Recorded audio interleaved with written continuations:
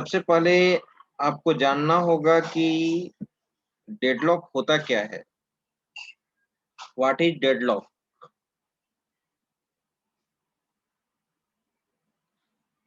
तो deadlock operating system में क्या है और रियल लाइफ में भी क्या होता है डेडलॉक, उसको समझना होगा हम लोग को।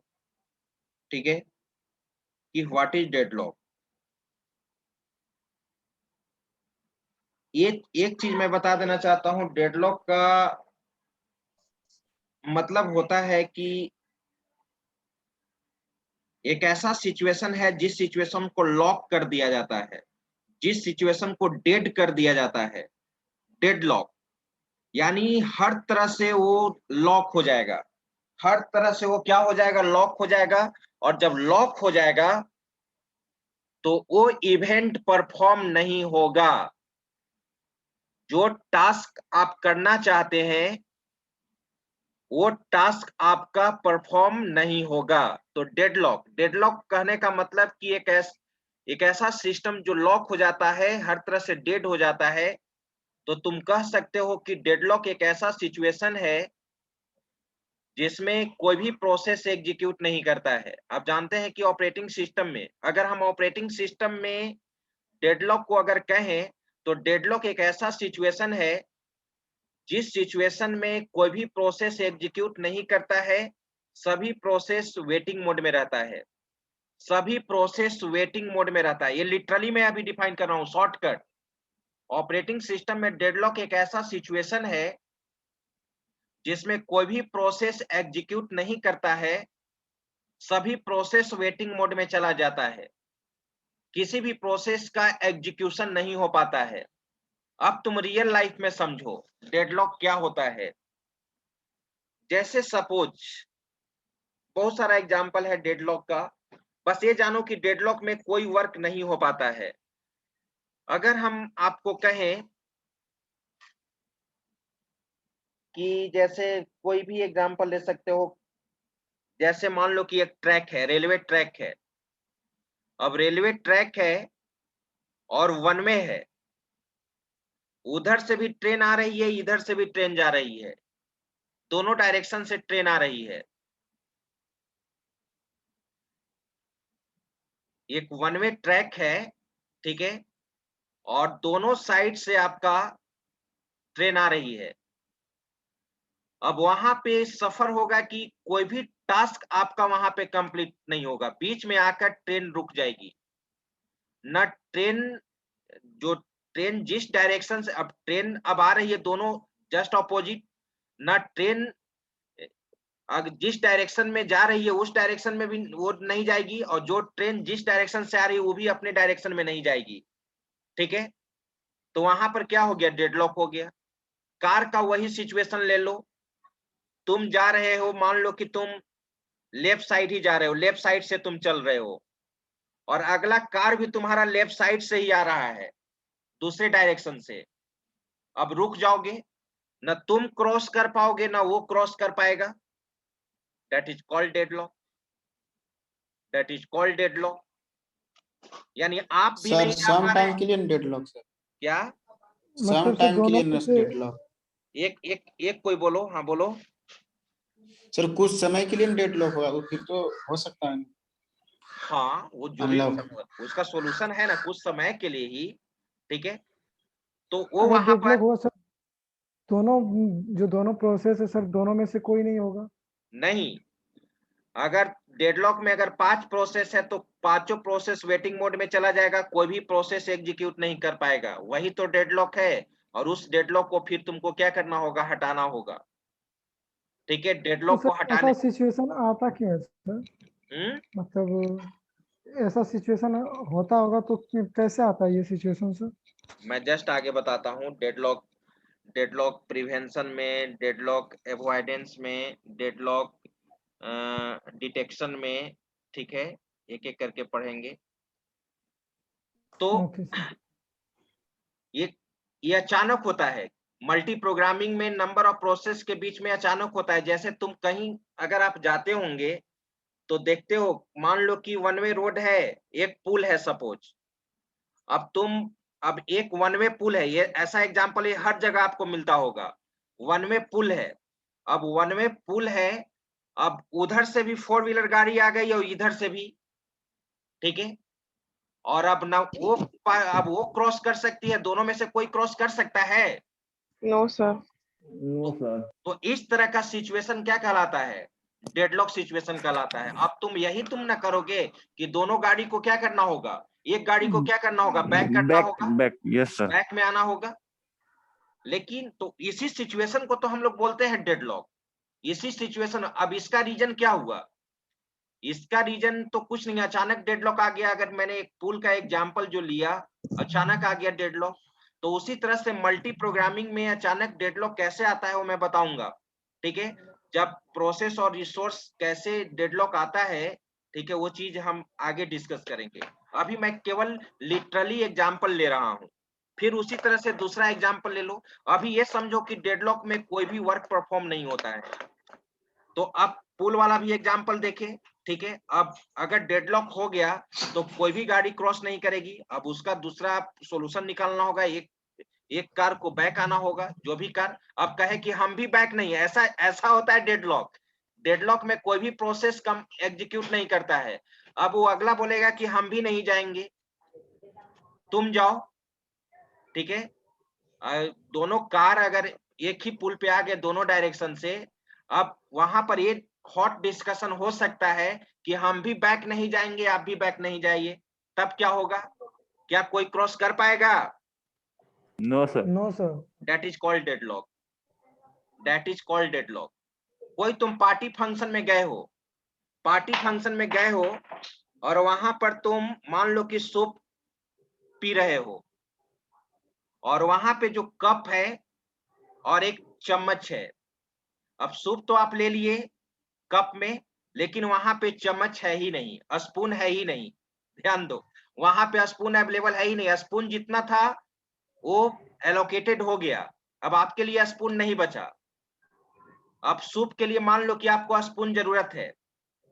अब किसी दूसरे के पास आप गए तो ऑलरेडी स्पून यूज कर रहा है, तो क्या आपको दे देगा? No sir. सर, नहीं नो देगा, सर। नहीं देगा। किसी के पास सब स्पून बिजी है वहां पर, तो देगा ही नहीं। तो आपका वहां दैट इज कॉल्ड डेडलॉक। तो डेडलॉक को अगर लिटरली डिफाइन किया जाए तो डेडलॉक में हमेशा याद रखो कोई भी वर्क परफॉर्म नहीं हो जाता है, यही डेडलॉक है। मैंने रियल लाइफ में समझाया, अब मैं ऑपरेटिंग सिस्टम में आता हूं, ठीक है। ऑपरेटिंग सिस्टम में आता है, थ्योरी में बाद में पढ़ूंगा, ऑपरेटिंग सिस्टम में अब आते हैं। तुम जानते हो कि मल्टी प्रोग्रामिंग में number of process, number of resources available है, ठीक है। Multi Yes. प्रोग्रामिंग इन्वायरमेंट में more than one resource available है, more than one process available है, राइट। अब यहाँ पे कोई प्रोसेस एक रिसोर्स को यूज कर रहा है, ठीक है, और कोई दूसरा प्रोसेस उसी रिसोर्स को यूज करना चाह रहा है। जैसे मान लो सपोज P1 और P2 दो प्रोसेस है, P1 और P2 दो प्रोसेस है और दो रिसोर्स है R1 और R2। R1 रिसोर्स एलोकेट हो चुका है P1 के लिए, यानी P1 R1 को यूज कर रहा है, राइट। और P2 जो प्रोसेस है वो रिसोर्स 2 को यूज कर रहा है, R2 को यूज कर रहा है। मतलब R1 रिसोर्स एलोकेट हो चुका है P1 के लिए और R2 रिसोर्स एलोकेट हो चुका है P2 के लिए, ठीक है। P2 के लिए। लेकिन P1 का रिक्वायरमेंट है कि P1, ध्यान देना, P1 R1 को यूज कर रहा है, P2 R2 को यूज कर रहा है। लेकिन P1 का रिक्वायरमेंट है कि P1 कंप्लीट एग्जीक्यूट तभी करेगा, P1 एग्जीक्यूट तभी करेगा जब R2 को भी एलोकेट करेगा, और P2 भी तभी एग्जीक्यूट करेगा जब वो R1 को पाएगा, R1 को एलोकेट करेगा। लेकिन R1 पहले से ही R1 को कौन यूज कर रहा है? P1। और R2 को कौन यूज कर रहा है? P2। और इन लोग का कंडीशन है कि P1 जब तक P1 R2 को यूज नहीं करेगा और P2 जब तक R1 को यूज नहीं करेगा तब तक वो एग्जीक्यूट नहीं करेगा। ठीक है, अब ये इसका रिक्वायरमेंट है। लेकिन अब ये प्रश्न उठता है कि P1 R1 को तो छोड़ना ही नहीं चाहता है, P1 R1 को तो रिलीज करना ही नहीं चाहता है, और P2 भी R2 को रिलीज नहीं करना चाहता है। P1 जो पहले से R1 को यूज कर रहा है और P2 जो R2 को पहले से यूज करना चाह रहा है, कर रहा है, वो तो रिलीज कर ही नहीं रहा है। तब तुम ही बताओ, P1 जब तक P2 R2 को रिलीज नहीं करेगा तब तक P1 क्या R2 को यूज कर पाएगा? No sir. P1 R2 को तभी ना यूज कर पाएगा जब P2 R2 को रिलीज करेगा, और P2 R1 को तभी ना यूज कर पाएगा जब P1 R1 को रिलीज करेगा। Yes sir. तो यही सिचुएशन क्या कहलाता है? डेडलॉक कहलाता है। यही सिचुएशन आपका क्या कहलाता है? डेडलॉक कहलाता है। तो इसमें तुम कह सकते हो कि P1 और P2 दो प्रोसेस है, दोनों प्रोसेस वेटिंग मोड में चला गया। किस लिए वेटिंग मोड में चला गया? P1 किसको पाने के लिए कोशिश कर रहा है? R2 को, इसलिए वेटिंग मोड में है। और P2 किसको पाने के लिए कोशिश कर रहा है? R1 को। लेकिन ये कब तक वेटिंग मोड में रहेगा? जब तक P2 R2 को ना रिलीज करे और P1 R1 को रिलीज न करे। लेकिन डेडलॉक सिचुएशन में रिलीजिंग होता ही नहीं है। ये हमेशा याद रखना कि डेडलॉक सिचुएशन में कोई भी प्रोसेस कभी भी कंप्लीट एग्जीक्यूट नहीं करता है। डेडलॉक सिचुएशन में सभी प्रोसेस वेटिंग मोड में चला जाता है। इस पे ऑब्जेक्टिव क्वेश्चन भी आता है, क्या डेडलॉक सिचुएशन में कोई भी प्रोसेस एग्जीक्यूट होता है या नहीं? बिल्कुल नहीं। क्या डेडलॉक सिचुएशन में सभी प्रोसेस वेटिंग मोड में होते हैं? यस। तो सबसे पहले तो आपको जानना होगा यहाँ पर डेडलॉक क्या है, और तब मैं बताऊंगा कि डेडलॉक अकर्स होने के लिए क्या क्या कंडीशन है। डेडलॉक अकर्स होने के लिए 4 कंडीशन है जो आगे देखेंगे। पहले तो हम समझ लें कि what is deadlock term. Deadlock term है क्या, तब हम जानेंगे डेडलॉक अकर्स होने के लिए क्या क्या कंडीशन है, जो बहुत ही इंपॉर्टेंट क्वेश्चन है। डेडलॉक अकर्स होने के लिए 4 कंडीशन है। वो चारों कंडीशन को आगे हम लोग पढ़ेंगे। एक म्यूचुअल एक्सक्लूजन, एक है आपका होल्ड एंड वेट मेथड, एक है नो प्रिम्पशन, और एक है सर्कुलर वेट। जो चीज हम लोग आगे चारों कंडीशन को इसके बाद पढ़ेंगे। और ये आपके लिए इंपॉर्टेंट क्वेश्चन है, व्हाट इज डेडलॉक, ठीक है। और डेडलॉक अकर्स होने के लिए कंडीशन क्या क्या है, ठीक है। तो देखो थ्योरी, अब मैं थ्योरी पढ़ रहा हूं। Deadlock is a situation in which 2 or more process, कम से कम 2 प्रोसेस, एक प्रोसेस में क्या डेडलॉक होगा? क्या? No sir. In which 2 or more process attempt to access, ये स्पेलिंग गलत है, एक्सेस ACCESS लिखना, एक्सेस ये रिसोर्स। अगर हमारे मल्टी प्रोग्रामिंग में 2 या 2 से ज्यादा प्रोसेस हैं और वो रिसोर्स को एक्सेस करने के लिए अटेम्प्ट करते हैं, रिसोर्स को एक्सेस करना चाहते हैं, that is locked by another process. But जिस रिसोर्स को एक्सेस करना चाहते हैं वो रिसोर्स पहले ही दूसरे प्रोसेस के द्वारा क्या है? लॉक है। वो रिसोर्स ऑलरेडी दूसरे प्रोसेस के लिए क्या हो चुका है? एलोकेट हो चुका है, लॉक हो चुका है। Due to this each process has to wait, इसके कारण से जितने भी प्रोसेस दूसरे रिसोर्स को पाने के लिए कोशिश करते हैं वे क्या करते हैं? वेट करते हैं, has to wait for the resource. And as a result क्या लिखा हुआ है? The transaction is not finished, तुम्हारा ट्रांजेक्शन फिनिश्ड नहीं होगा, यानी उस प्रोसेस का एग्जीक्यूशन नहीं होगा। ये deadlock is a situation in which group of process are permanently blocked। Deadlock एक ऐसा सिचुएशन है जिसमें group of process are permanently block, वो परमानेंटली ब्लॉक्ड हो जाता है, यानी वेटिंग स्टेट में चला जाता है। Deadlock occurs in multitasking and client server architecture. Deadlock occurs होता है क्लाइंट सर्वर आर्किटेक्चर में, मल्टीटास्किंग और मल्टी प्रोग्रामिंग एनवायरनमेंट में। और यही डेडलॉक का एग्जांपल, मैंने रियल लाइफ का एग्जांपल इसमें नहीं लिखा है, रियल लाइफ एग्जांपल पहले मैंने समझाया, उसके बाद ये चीज आपको ज्यादा समझ में आएगा। और कोई बोल भी देता है इंटरव्यू में, कहेगा आपको या कहीं पर भी कि जरा रियल लाइफ एग्जांपल दो, रियल लाइफ एग्जांपल से कंपेयर करो, तो आप बहुत सारा एग्जांपल कंपेयर कर सकते हैं। कार वाला एग्जांपल, रेलवे ट्रैक वाला, मैंने बोला अगर पार्टी फंक्शन में गए सूप वाला या पुल वाला, बहुत सारा एग्जांपल आप खुद से ऐसा बना सकते हो। For example, the process P1 request resource R1 and process P2 request resource R2। ठीक है, P1 जो है R1 को पहले से यूज कर रहा है और P2 भी R2 को पहले से यूज कर रहा है। बोथ रिक्वेस्ट आर ग्रांटेड, ये परमिशन मिल चुका है। P1 ने रिक्वेस्ट किया R1 को यूज करने के लिए, चलो इसको परमिशन मिल गया। P2 भी चाह रहा है कि हम रिसोर्स R2 को ले ले, तो ये भी एलोकेट हो चुका। Both request are granted.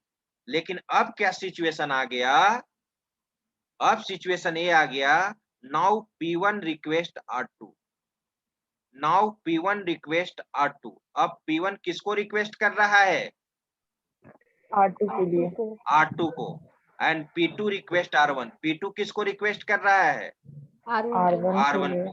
ठीक है, R1 के लिए। Neither request can be granted, ये दोनों में से कोई भी रिक्वेस्ट आपका ग्रांटेड नहीं होगा। So both process are deadlock situation, दोनों प्रोसेस आपका डेडलॉक सिचुएशन में चला गया। Which is shown in below figure, ये फिगर ऐसे बनाया हुआ है।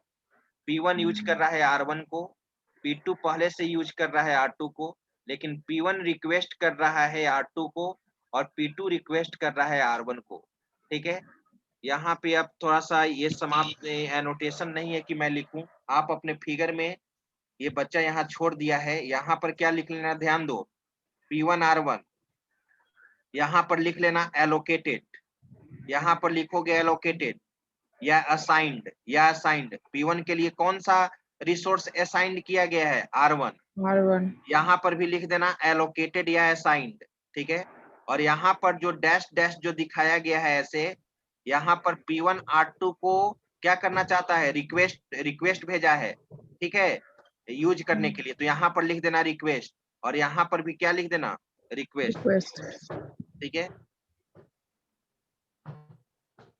देखो यहाँ पर लिखा ही हुआ है डेडलॉक।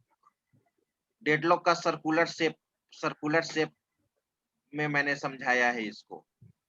ठीक है, जैसे सपोज R1 और R2 है, ठीक है, R1 देखो, R1 रिसोर्स को कौन यूज कर रहा है, P1 कर रहा है ना।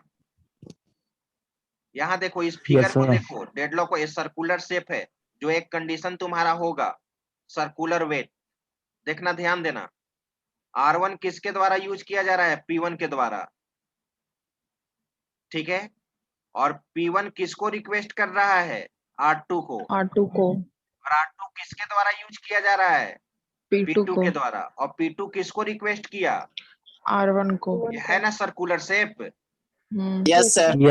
एरो साइन को ध्यान दो, एरो साइन गलत कभी मत बनाना। R1 को यूज कर रहा है P1, ठीक है, ये एरो साइन इंडिकेट कर रहा है। P1 रिक्वेस्ट कर रहा है R2 को, और R2 को कौन यूज कर रहा है, P2 यूज कर रहा है। और P2 किसको रिक्वेस्ट किया, R1 को। That is called deadlock, that is called deadlock. Sir तो पहले वाले में करस्पॉन्डिंग किया गया था, यहाँ पे सर्कुलर हो गया। कहाँ करस्पॉन्डिंग, वो ऐसे वो समझाए थे वहां पे, फिगर है तो वो समझाए थे वहां पे।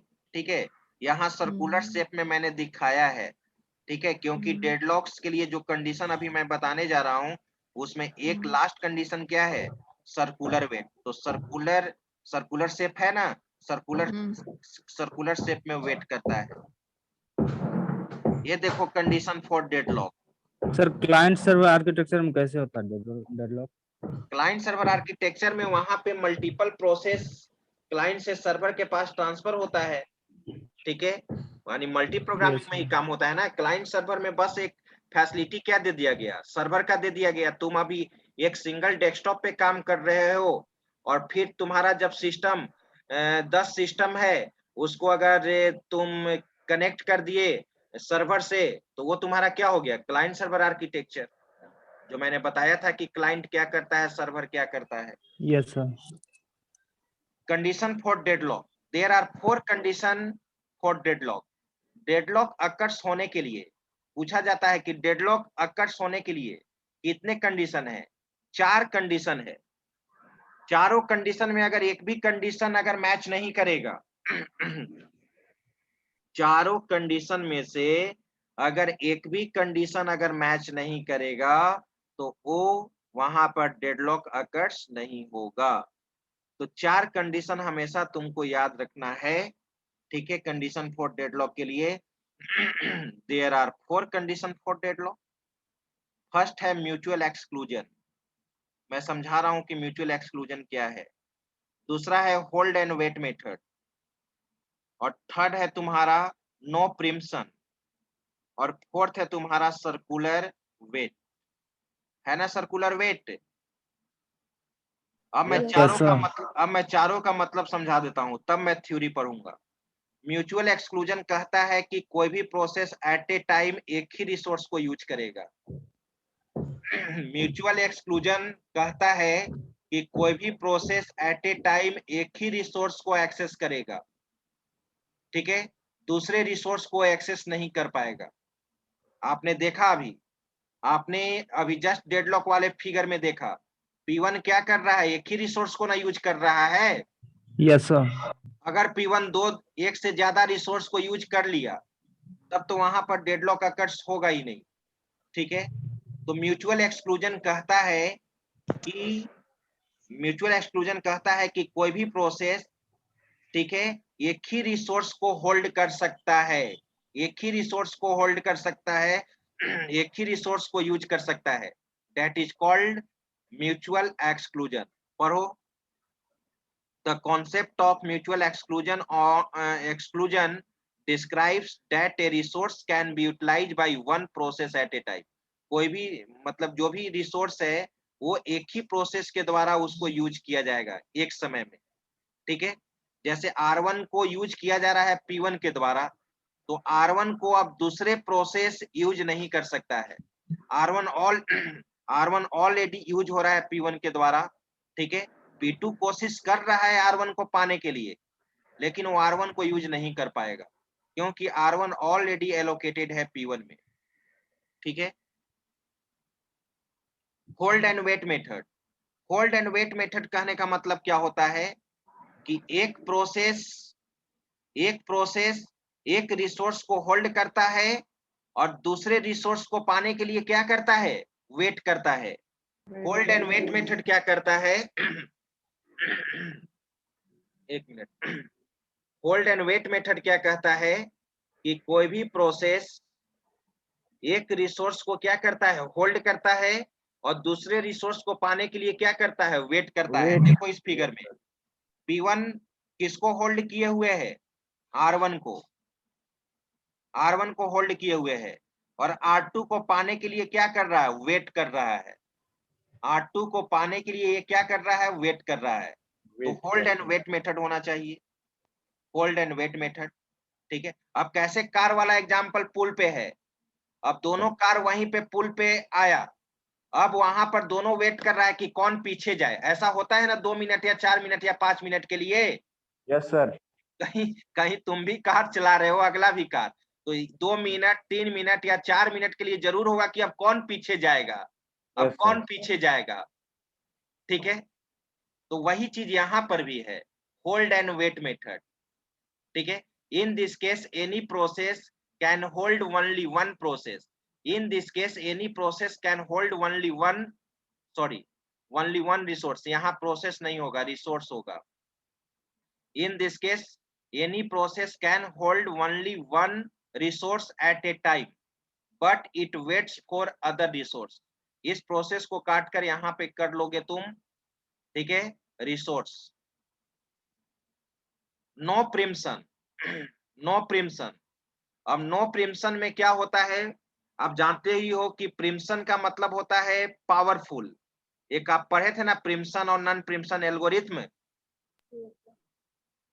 Yes sir. प्रिम्पशन के केस में शेड्यूलर क्या होता था, पावरफुल होता था, रनिंग Yes, sir. प्रोसेस को रिमूव कर लेता था, ठीक है। लेकिन नो प्रिम्पशन कहने का मतलब अब ऐसा जबरदस्ती आपको फोर्सफुली नहीं करना है कि P1 R1 को रिलीज कर दे और R2 को फोर्सफुली क्या कर ले, एक्सेप्ट कर ले। ऐसा नहीं होना चाहिए, ऐसा नहीं होना चाहिए।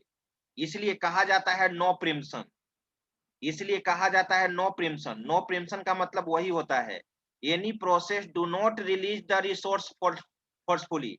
कोई भी प्रोसेस बलपूर्वक, कहने का मतलब फोर्सफुली, किसी रिसोर्स को रिलीज नहीं कर सकता है, किसी रिसोर्स को रिलीज नहीं कर सकता है। For example, the process P1 holds the resource R1, the process P1 holds the resource R1 and wait for the resource R2, ठीक है।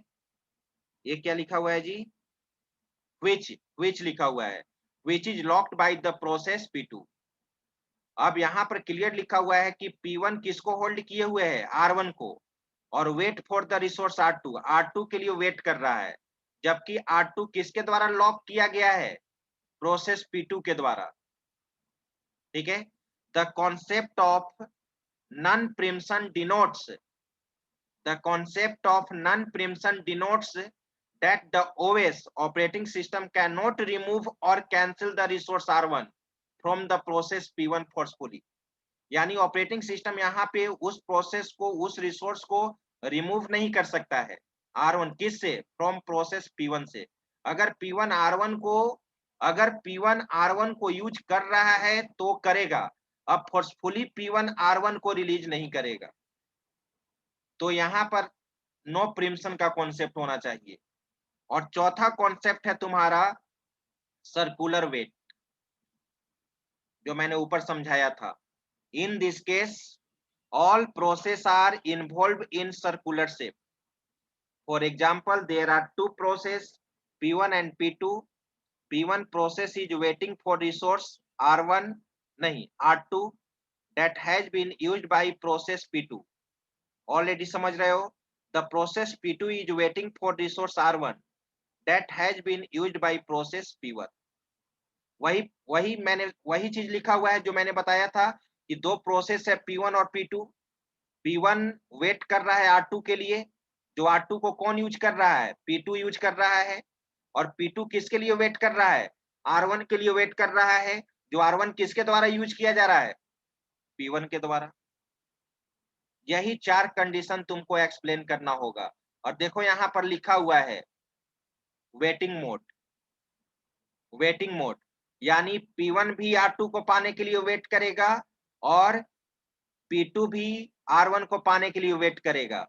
तो कहा जाता है कि इन कंक्लूजन यही निकला कि डेडलॉक सिचुएशन में कोई भी प्रोसेस एग्जीक्यूट नहीं करता है, सभी प्रोसेस आपका वेटिंग मोड में होता है, सभी प्रोसेस वेटिंग मोड में होता है। P1 और P2 क्या है, वेटिंग मोड में, ठीक है। अब ये क्वेश्चन आपके लिए बहुत ही इंपॉर्टेंट है, डेडलॉक क्या होता है, डेडलॉक अकर्स होने के लिए चार कंडीशन को एक्सप्लेन करना। तो डेडलॉक क्या होता है वो तुम लिखोगे, उसके बाद डेडलॉक अकर्स होने के लिए चारों कंडीशन को तुम क्या करोगे, एक्सप्लेन करोगे।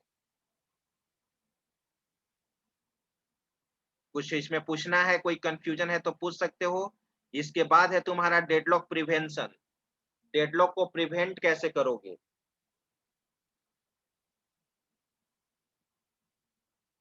No any question. ठीक है, तो डेडलॉक प्रिवेंशन हम नेक्स्ट क्लास में तो नहीं, नेक्स्ट क्लास में MRQ होगा। अभी कुछ क्वेश्चन उसमें रह गया था, इस बार क्वेश्चन थोड़ा सा लॉजिकल है, ठीक है। हो सकता है कि वहां पे क्वेश्चन को सोल्व करके आपको आंसर देना पड़े, तो इसलिए आपको टाइम भी मिलेगा।